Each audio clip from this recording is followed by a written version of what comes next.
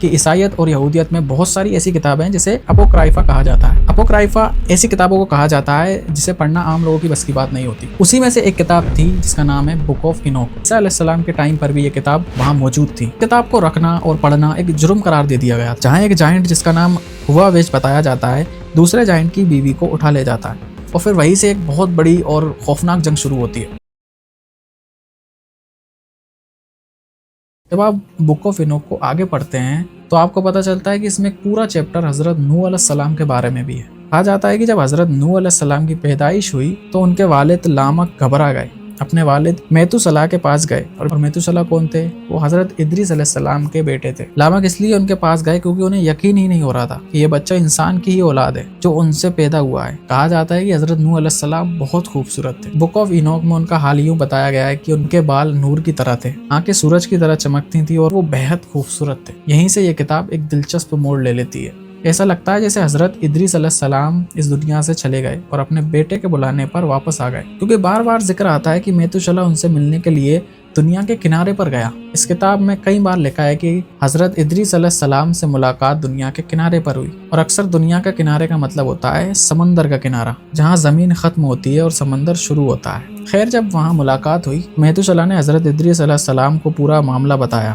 انہوں نے کہا کہ میرے بیٹے لامک کے گھر ایک بچہ پیدا ہوا ہے جو بہت نورانی ہے، اس کی آنکھیں سورج جیسی ہیں، اور میرا بیٹا اس شک میں پڑ گیا ہے کہ یہ کہیں کوئی دوسری مخلوق تو نہیں۔ اس پر حضرت ادریس علیہ السلام نے جواب دیا کہ اللہ کا ایک نیک بندہ تمہارے گھر پیدا ہوا ہے، اور یہ آنے والی ایک بڑی تباہی سے دنیا کو بچائے گا۔ انہوں نے اور بھی خوشخبری والی باتیں بتائیں جنہیں سن کر میتوسلا کو سکون مل گیا۔ پھر انہوں نے یہ ساری باتیں جا کر لامک کو بتائیں، اور اس کے بعد لامک نے حضرت نوح علیہ السلام کی بہت اچھی پرورش کی۔ اور یہ بات بھی یاد رکھنے والی ہے کہ حضرت نوح علیہ السلام وہ پہلے پیغمبر ہیں جن کے دور میں بت پرستی شروع ہوئی۔ حضرت ادریس علیہ السلام کے جانے کے بعد ان کے نیک لوگوں کی یاد میں پہلے ان کی مورتیاں بنائی گئیں، اور دھیرے دھیرے لوگ انہی کو پوجنے لگے۔ ان کے نیک لوگ مطلب جیسے کہ حضرت محمد صلی اللہ علیہ وسلم کے ساتھ جو صحابی تھے، اسی طرح حضرت ادریس علیہ السلام کے جو ساتھی تھے ان کی انہوں نے مورتیاں بنائیں اور ان کی پوجا شروع کر دی۔ لوگوں کو اس غلط راستے سے روکنے کے لیے حضرت نوح علیہ السلام کو بھیجا گیا۔ کہا جاتا ہے کہ حضرت ادریس اور حضرت نوح علیہ السلام کے بیچ قریب 200 سے 300 سال کا فاصلہ تھا، جس میں کوئی پیغمبر نہیں آیا تھا۔ جب حضرت نوح علیہ السلام آئے تب تک بت پرستی پھیل چکی تھی اور گناہ بہت بڑھ چکے تھے، لوگ اللہ کو لگ بھگ بھول چکے تھے۔ حضرت نوح علیہ السلام نے تقریباً 950 سال تک لوگوں کو سمجھایا، جبکہ ان کی ٹوٹل عمر 1050 سال بتائی جاتی ہے۔ اتنے لمبے وقت کے بعد بھی صرف 50 سے 60 لوگ ہی ان پر ایمان لائے، وہ بھی زیادہ تر غریب اور کمزور لوگ تھے، باقی سب نے انکار کر دیا۔ اور اس کتاب بک آف اینوک میں ایک بہت دلچسپ بات بتائی جاتی ہے کہ ایک طرف حضرت نوح علیہ السلام کی قوم گناہوں میں ڈوبی ہوئی تھی، اور دوسری طرف جو جائنٹس تھے نیفیلیم، انہوں نے دنیا کے دوسرے حصوں میں تباہی مچا رکھی تھی۔ کہیں کہا گیا ہے کہ وہ اتر نارتھ میں تھے، کہیں کہا گیا ہے کہ وہ ویسٹ میں تھے، جہاں انہوں نے اپنے ٹھکانے بنا لیے تھے۔ وہاں نہ ان سے کوئی انسان محفوظ تھا اور نہ ہی جانور۔ اسی دوران اس کتاب میں ایک اور بات آتی ہے کہ جن لوگوں کو ان جائنٹس نے مار دیا تھا وہ جب اللہ کے سامنے پہنچے تو انہوں نے شکایت کی۔ انہوں نے کہا، یہ ہمارے ساتھ کیا ہو رہا ہے؟ ہم تو انسان تھے، دنیا ہمارے لیے بنائی گئی تھی، تو یہ کون سی مخلوق ہے جس نے ہماری زندگی کو عذاب بنا دیا؟ انہوں نے انصاف کی گزارش کی کہ ان کا خون ناحق بہایا گیا ہے۔ تو یہاں پھر آسمانوں پر فیصلہ کیا گیا کہ اب انہیں اور چھوٹ نہیں دی جائے گی، نیفیلیم یعنی جائنٹس کو ختم کر دیا جائے گا۔ اور یہاں ایک جگہ حضرت ادریس علیہ السلام ایک بات بتاتے ہیں کہ جو بچہ پیدا ہوا ہے حضرت نوح علیہ السلام، وہیں ان کا انت کرے گا۔ یہ بات انہوں نے پہلے ہی جان لی تھی۔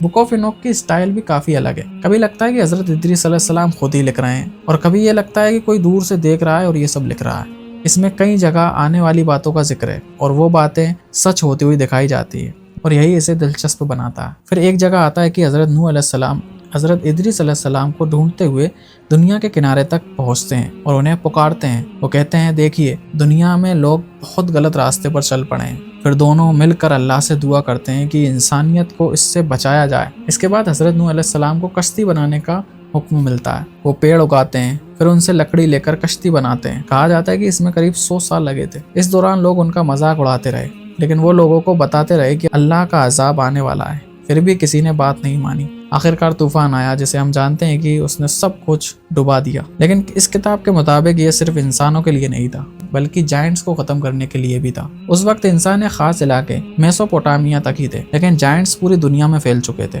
اس لیے یہ فیصلہ ہوا کہ سب کو ختم کر دیا جائے۔ اور آگے بتایا جاتا ہے کہ ان کے جسم تو ختم ہو گئے، لیکن ان کی روح دنیا میں ہی رہ گئی تاکہ قیامت تک وہ بھٹکتی رہے۔ اور اس حصے میں جو خاص بات تھی وہ فالن اینجلز کے بارے میں تھی، لیکن میرا ماننا یہ ہے کہ انہیں سیدھے فرشتے نہیں کہا جا سکتا، کیونکہ فرشتے اللہ کے حکم کے خلاف نہیں جاتے، اس لیے یہاں میں نے انہیں محافظ کہا، یا پھر جنات، یا پھر وہ کوئی اور مخلوق تھے جنہیں خاص طاقتیں دی گئی تھیں۔ ان میں آسمانی خوبیاں بھی تھی اور اپنی سوچ بھی، اسی وجہ سے وہ بھٹک گئے اور یہ سب ہوا۔ اسی باتیں ہمیں دوسری پرانی کہانیوں میں بھی ملتی ہیں، جہاں کہا جاتا ہے کہ انسانوں سے پہلے جنات کا دنیا پر اثر تھا، اور کچھ ملتی جلتی باتیں سومیرین ٹیبلیٹس میں بھی ملتی ہیں۔ یہاں سے ہمیں یہ سمجھ آتا ہے کہ کچھ لوگ یا کوئی مخلوق تھی جو آسمانوں سے اتری تھی اور انہوں نے انسانوں کو کئی طرح کا علم دیا۔ انسان نے لکھنا سیکھا، نئی نئی چیزیں بنانا سیکھا، اور دھیرے دھیرے بڑی بڑی عمارتیں بھی بنائیں، جیسے مصر کے پیرامڈز، میکسیکو کے پیرامڈز، اور دنیا کے الگ الگ حصوں سے ملنے والی نشانیاں۔ جہاں جہاں فالن اینجلز کا ذکر ملتا ہے وہاں کچھ دھاتوؤں کا ذکر بھی جاتا ہے، جیسے سونا، چاندی، ٹن، لوہا، اور ایک ایسا سافٹ میٹل جو آسانی سے ڈھل جاتا ہے جیسے کوپر۔ کہا جاتا ہے کہ ان دھاتوؤں کے استعمال سے بڑی بڑی چیزیں بنائی گئیں۔ ہم نے بک آف اینوک کے جن حصوں کی بات کی ان کی کچھ باتیں قرآن کے دو الگ قصوں سے ملتی جلتی لگتی ہیں، ایک طوفان نوح اور دوسرا ہاروت ماروت کا قصہ۔ ہاروت اور ماروت کے بارے میں ہم جانتے ہیں کہ وہ دو فرشتے تھے جنہیں اللہ نے زمین پر بھیجا، جو انسانوں کو جادو کا علم بتاتے تھے، لیکن ساتھ میں یہ بھی کہتے تھے کہ یہ تمہارے لیے نقصان دہ ہے۔ حالانکہ بہت سی کہانیوں میں اس قصے کو الگ الگ طرح سے بتایا گیا ہے، لیکن ان باتوں کا کوئی پکا ثبوت نہیں ملتا، اس لیے ان پر پوری طرح یقین کرنا ٹھیک نہیں ہے۔ ان حصوں سے ہمیں یہ پتہ چلتا ہے کہ حضرت ادریس علیہ السلام آسمانوں تک گئے، انہوں نے ایسی چیزیں دیکھی جن میں آنے والے وقت کی باتیں درج تھیں۔ وہیں سے ہمیں حضرت نوح علیہ السلام اور ان کے طوفان کا ذکر ملتا ہے۔ ساتھ ہی ایک اور کانسیپٹ سامنے آتا ہے، نیفیلیم، یعنی ایسی مخلوق جو انسانوں اور آسمان سے آئے لوگوں کے ملاپ سے پیدا ہوئی اور جس نے دنیا میں بہت تباہی مچائی۔ اور یہ بھی بتایا جاتا ہے کہ طوفان نوح صرف انسانوں کے لیے نہیں تھا بلکہ ان نیفیلیم کو ختم کرنے کے لیے بھی تھا۔ ان کے جسم تو ختم ہو گئے لیکن ان کی روحیں دنیا میں رہ گئیں، جو بعد میں بری طاقتوں کی طرح گھومتی رہیں۔ یہ تھا اس کتاب کا وہ حصہ جو کافی دلچسپ ہے، لیکن کہانی یہی ختم نہیں ہوتی۔ اصل کہانی تو یہاں سے شروع ہوتی ہے۔ ان روحوں کا آگے کیا ہوا، انہوں نے انسانوں میں کیسے فساد پھیلایا، اور کیسے یہ باتیں آگے چل کر سلیمان علیہ السلام کے دور تک پہنچی۔ سبسکرائب۔